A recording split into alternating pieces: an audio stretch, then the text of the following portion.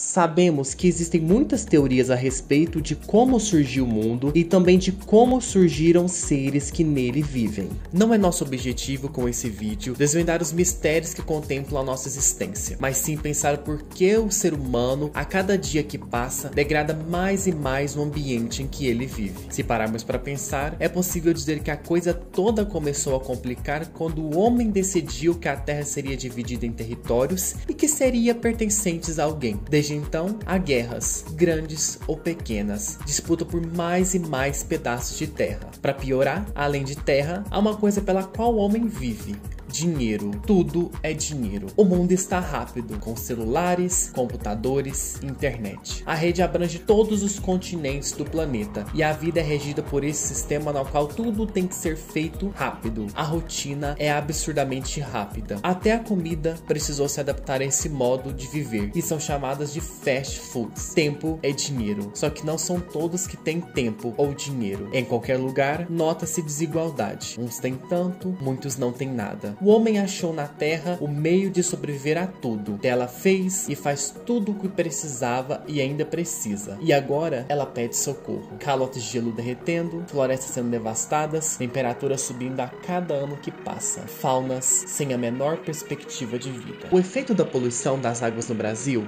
aumentou 5 vezes nos últimos 10 anos. E o problema está em 20 mil áreas diferentes do país, o que prejudica a saúde humana, dos animais e a própria natureza. A contaminação avança muito rápido no curto espaço de tempo. As perspectivas ainda estão longe de ser consideradas positivas, já que a água é o nosso principal bem público. Se a contaminação continuar no ritmo em que está, nos próximos 10 anos, a situação será realmente muito crítica. O problema em São Paulo, Rio de Janeiro e Belo Horizonte chama muita atenção, pois em áreas onde há 5 anos não haviam sido detectado nenhum tipo de poluição nas águas, hoje já estão contaminadas. Na região sul, a contaminação cresce muito por conta da atividade industrial. Já no Nordeste, a escassez da água também é ligada à contaminação, pois a qualidade da água que é consumida pela população continua não apresentando segurança para a saúde. O governo do estado de Goiás está iniciando modelos de privatização das águas. É muito grave e coloca em risco a qualidade da água. Assim como as águas, o ar do planeta está mais sujo, mais quente e mais carregado de doenças. No mundo todo, uma em cada 6 mortes é causada por poluição no ar. Estudos científicos estimam-se que aproximadamente 30 milhões e 800 mil pessoas morreram na China entre os anos de 2000 a 2016 com doenças respiratórias devido ao ar poluído que respiramos. Alerta sobre a qualidade do ar torna-se rotineiros nas temporadas de incêndios florestais na costa oeste dos Estados Unidos. O Brasil não escapa desse problema. Nosso céu já não está muito limpo. As principais fontes poluidoras do ar brasileiro são os processos industriais, o setor de transporte e a queima de biomassas, o que resulta em danos graves à saúde pública, tais como derrames, doenças cardiovasculares, câncer, complicações na gravidez e a gravidade da pandemia Covid-19, que arreloca essas questões diante de nós com maior urgência. Bem como nos últimos anos, o Brasil vem sofrendo um crescente aumento de incêndios florestais. Não se sabe o real motivo. Estudos apontam vários fatores, como o clima seco e os longos períodos de estiagem. Todavia, os incêndios criminosos contribuem para o aumento desse índice. Em um levantamento realizado para a medição de focos, foi concluído que ao menos 20% das florestas no Brasil é atingida por incêndios de grandes proporções. A medição foi realizada entre os anos de 1995 a 2020. Esses estudos são desempenhados através de uma catalogação em um banco de dados da instituição MAP Biomas. A pesquisa aponta que essas áreas foram queimadas mais de uma vez, prejudicando o desenvolvimento natural desses biomas. A floresta amazônica e o Pantanal foram as áreas mais atingidas de acordo com a pesquisa nos últimos 36 anos. Isso se dá pelo aumento da intervenção humana nesses locais e também pelo fato das florestas serem um dos maiores alvos de produtores agrícolas, que contribui para o desmatamento desenfreado. Em 2020, o Pantanal teve o maior registro de queimadas desde desde o fim da década de 90. O monitoramento foi realizado pelo INEP. Já em 2021, os focos incendiários tiveram um novo aumento, e o atingido dessa vez foi o Cerrado Brasileiro, que teve uma perda de mais da metade da vegetação original, se tornando um dos maiores casos de queimadas em 9 anos, superando até mesmo a Amazônia em 2019. O Cerrado é um dos biomas mais importantes do país. Nele contém bacias hidrográficas responsáveis pelo abastecimento e geração de energia. Em Minas Gerais, os bombeiros controlaram as chamas que destruíram parte da Serra da Gandarela. Até o momento, esse foi o maior incêndio registrado na região metropolitana de Belo Horizonte. A área queimada é de 235 hectares. O Parque Nacional da Serra da Gandarela é uma área de conservação ambiental com vegetação típica da Mata Atlântica e também do Cerrado Brasileiro. Os bombeiros suspeitam que o incêndio tenha sido criminoso. Em Mato Grosso do Sul, o fogo veio infelizmente consumindo o Pantanal, encobrindo cidades de fumaça como Corumbá e toda a região, somado ao forte calor de 40 graus, trazendo assim risco para a população. O novo foco de incêndio foi identificado em Forte Coimbra, que fica perto da fronteira entre o Brasil, Paraguai e Bolívia. Aviões foram usados no combate em áreas de difícil acesso. Militares do Corpo de Bombeiros, do Exército e brigadistas do IBAMA, Prevê Fogo, conseguiram evitar que as chamas atingissem casas e estruturas do Exército que administravam o local. Outras regiões do Pantanal também estão queimando, segundo o Corpo de Bombeiros. Nas regiões do Paraguai-Mirim e Paiaguás, mais ao norte do Pantanal, os incêndios aumentaram por conta das fortes rajadas de vento. E segundo o Instituto Nacional de Pesquisa Espacial, INEP, Corumbá registrou nos últimos dias 68 focos de incêndio. Atualmente, Corumbá é a segunda cidade do estado com mais registros em 2021. No ano passado, o Pantanal foi castigado por incêndios de grandes proporções. No início de 2020 até novembro do mesmo ano, 30% do bioma havia sido atingido por queimadas. Os dados são do Instituto Centro de Vida. O desmatamento da Amazônia varia conforme as fontes, porém já é um consenso de que 10 a 12% da floresta em todos os países da região amazônica já tenham desaparecido. No Brasil, o desmatamento é medido anualmente pelo governo. Estima-se aproximadamente que 18% da Amazônia brasileira já tenha sido desmatada. Os impactos do desmatamento são gigantescos e esses são alguns deles: perda da biodiversidade, degradação do habitat, modificação do clima mundial, perda do ciclo hidrológico e impactos sociais. Sabemos dos efeitos que o desmatamento causa em nosso ambiente, mas ele também contém várias adversidades sobre nossa saúde, contendo uma relação com causas de doenças. O Instituto de Pesquisa Econômica Aplicada, IPEA, realizou um estudo sobre o desflorestamento da Amazônia e enfermidades como malária e leishmaniose. O estudo cobriu 733 municípios da Amazônia Legal. Eles realizaram uma relação da notificação de doenças pelo SUS com os dados do INEP, que monitora a floresta amazônica, chegando ao resultado de que 1% da floresta desmatada leva ao aumento de 23% nos casos de malária e de 8 a 9% nos casos de leishmaniose visceral. Assim sendo, a fome também é das consequências do descaso com o ambiente e principalmente com as matérias-primas, com o desperdício que afeta tanto a natureza quanto impacta socialmente. As organizações internacionais divulgam de tempos em tempos sobre as crises humanitárias envolvendo a fome. Os casos são de populações em estado crítico de fragilidade, com eminência de morte e que não possuem alimento suficiente para o consumo. A fome se caracteriza com um problema que está presente em indivíduos subnutridos, que são pessoas que não possuem acesso às calorias necessárias para a carga energética diária. Existem atualmente 795 milhões de indivíduos nessa situação. O problema com a fome é mais complexo do que imaginamos. Há uma deficiência na distribuição dos alimentos necessários ao acesso da população. Esse fenômeno acontece principalmente nos países em desenvolvimento e nas zonas rurais com pouca infraestrutura, onde os centros urbanos são distantes. A estrutura social também contribui, sendo extremamente desigual. As populações mais carentes possuem recursos financeiros reduzidos, limitando suas compras de alimentos. Sendo assim, são dirigidas as maiores ofertas de alimentos nos centros urbanos, onde se concentram os indivíduos com maior poder aquisitivo. Contudo, nessas localidades ocorre grande parte desse desperdício. O desperdício de alimentos custa muito economicamente. Em 2016, custou aproximadamente 750 bilhões de dólares para a economia global, além de perdas em outras instâncias, como na própria produção desses alimentos. Os restos são padrão de desperdício pelo consumidor final, porém, ele inicia-se muito antes no momento da produção. O alimento, ele é perdido logo nos estágios iniciais, durante a produção, quando a colheita não é utilizada ou processada por conta conta das condições precárias de armazenagem, ou até mesmo pelos agricultores não possuírem meios suficientes para transportá-las, causando grandes impactos ambientais, pois houve gastos hídricos e de solo para aquele alimento desperdiçado. As informações são da Organização das Nações Unidas para a Alimentação e a Agricultura. A fome e a pobreza são problemáticas que se interligam, um podendo ser causa e consequência da outra, e os indivíduos afetados vivem em situação de miséria que é de extrema delicadeza, podendo assim acarretar problemas graves de saúde. Dessa forma, meus caros e minhas caras, nós, os organizadores desse projeto, Laís, Luane, Marcela, Maria Vitória e Thiago, viemos contar para vocês uma história. Vocês sabem o que é mito?